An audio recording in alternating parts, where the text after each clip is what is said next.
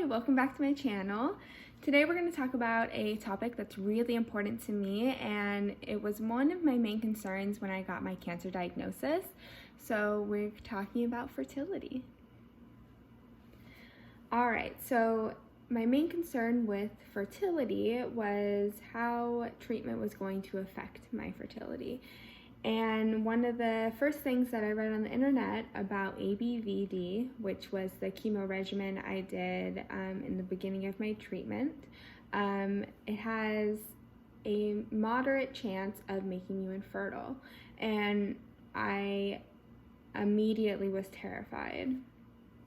During that time, from being diagnosed to starting treatment was only 5 weeks for me. So I was diagnosed, I got my port placed, I had a whole bunch of tests and scans just to verify everything, and then I started treatment right away. I had no time to freeze my eggs, nor did I have the resources, and I didn't research a lot. I was very overwhelmed. That's one of my biggest regrets, is that in the beginning of my cancer journey, I didn't research how to help myself preserve eggs. You know, like how to link up with communities or grants or things like that. Now I know that there are things like that out there, but in the beginning of my cancer journey, I had no idea. So I didn't freeze my eggs. I just kind of put it into the universe, and whatever happened, happened. I went through treatment, all 12 treatments of ABVD, and I had my period the entire time. During this time, I remember my oncologist asking me if I wanted to go on some form of birth control that would suppress my period so it would protect my reproductive system and the tissues.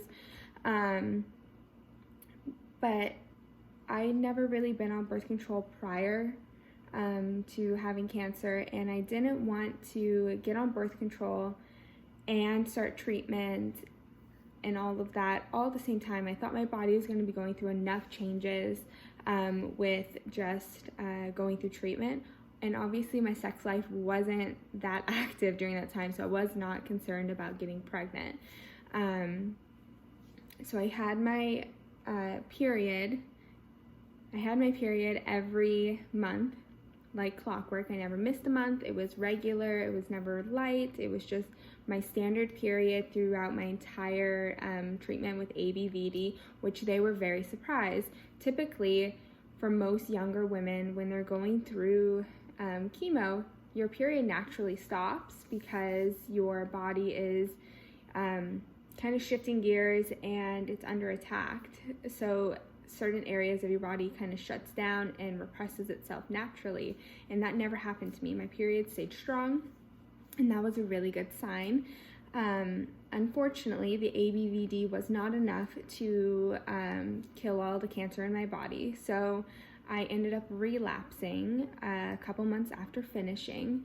During those couple of months, my period was still nice and strong and totally fine. I did not go on any kind of birth control. I didn't suppress it. My cycle was the same.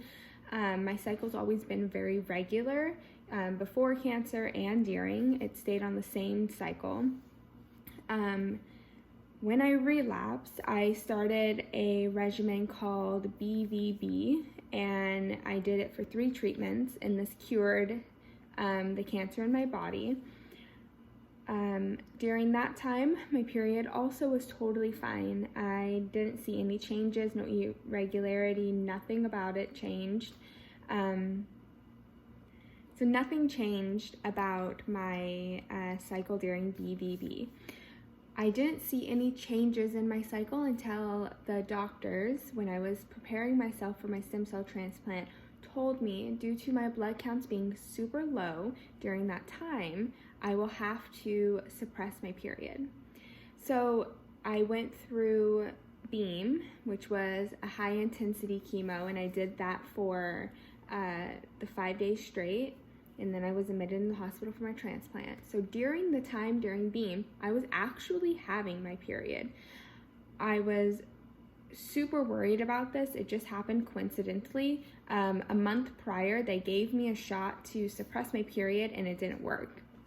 I guess my cycle just kept chugging along. It was a lighter period than my usual periods, so they took that as a sign as the medication that they gave me was working, but I just may need a second or third dose to kind of finalize the suppression until it will naturally wear off 6 to 12 months later.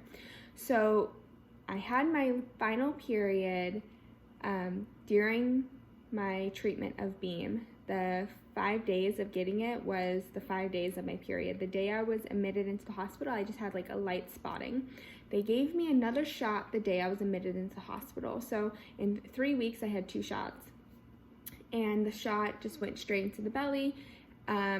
It was kind of painful, but it wasn't a big deal. It didn't have any other side effects other than me realizing my period wasn't coming. Which is what we wanted. It was good. It was protecting my body and my blood stores inside my body so it could focus on repairing itself instead of shedding and cleansing my uterus. So that was in February. So in February, I had my last period, right? The 1st to the 5th. I was admitted into the hospital the 5th. It was totally fine. That's my normal cycle at the beginning of the month. And then after that, I didn't have a period March, April, May or June, and then July, I got my period. I think it was at the end of July. No, I think it was the beginning of July. It was at the beginning of July that I got my period, and I was amazed. I was stoked. I was happy. It was super regular. I had regular in the sense where it wasn't overpowering. It wasn't super strong. The cramps weren't terrible. It was just like a regular period to me, like my normal amount of period. And I was worried about what kind of cycle I would have when it does return, if I would have really painful periods because of the stall. But so far everything has been fine with that. So I had that period in July, the beginning of July, and then I had another period in the beginning of August, around the same time that my cycle was regulated. And then I had a period in September. Yeah, and I started the 6th. Oh, no, I lied. I started my last period was August 6th. I have yet to start my period for September, and I don't know why. I was really regular for those couple of months, and then all of a sudden, it's gone. I don't know what's going on. So, to be transparent, me and my fiance have been having unprotected sex, but I have taken pregnancy tests and they're negative. So as for where my fertility is today, I am not sure. I have no idea what is going on with my body. I am a little bit worried about going in and seeing a specialist. I'm gonna take a drink of my tea. I'm a little worried about going in and seeing a specialist. One, because of COVID, I don't want to go to the hospital. I don't want to be outside around sick people. I'm also worried to know what's going on in general. I know that sounds silly, but just the idea of hearing the words that I will have a fertility issue, or maybe it'll be good news, but I'm just having a lot of anxiety about the idea of having a fertility issue, and I'm hoping my body will just regulate. I've had a lot of changes in the past couple of weeks, and a lot of stress around me with the coronavirus, the organ fires, some family stuff has been going on. So I'm hoping it's stress is what I'm getting at. I'm just hoping that my period will resume in next month and I can start to see the regulation, and I can start tracking my cycle again, and I could hopefully, the end goal is to be able to conceive. Me and my partner are 100% open to having a child right now. We don't want to waste time. We truly believe that I'm healed and I'm healthy and that we're ready to start that next step. We got engaged in December. We are going to get married in a couple of years. Bringing a baby of our own into this world would be perfect. And so that's what's next. Hopefully I'm okay and I don't have to jump through a lot of hoops to get there, but that is our end goal. And right now, I just ordered the Mama Baby, I think it's what it's called, but it's a fertility kit, and inside of it, it has 50 ovulation tests, and then it has 20 pregnancy tests inside, and I'm hopefully going to use that regimen, and it comes with an app, and you use the ovulation tests for the entire month. I believe you start when you stop your period, then you start taking each test every day, and you upload your results to this app, and it tells you how close you are to ovulation.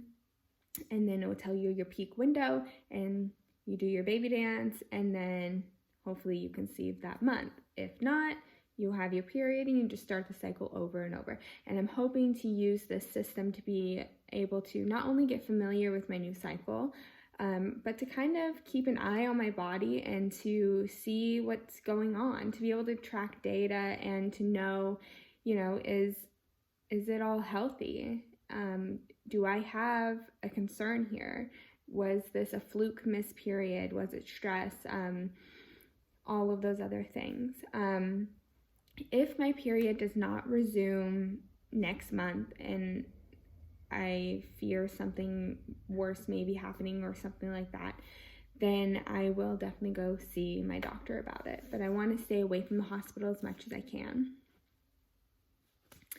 All right, so that's going to be my little chit chat about fertility and where I'm at and my experience with my fertility so far with being a stage 2 Hodgkin's lymphoma survivor. So hopefully you guys have a good rest of your day. Thank you so much for watching. Please like and subscribe and leave a comment.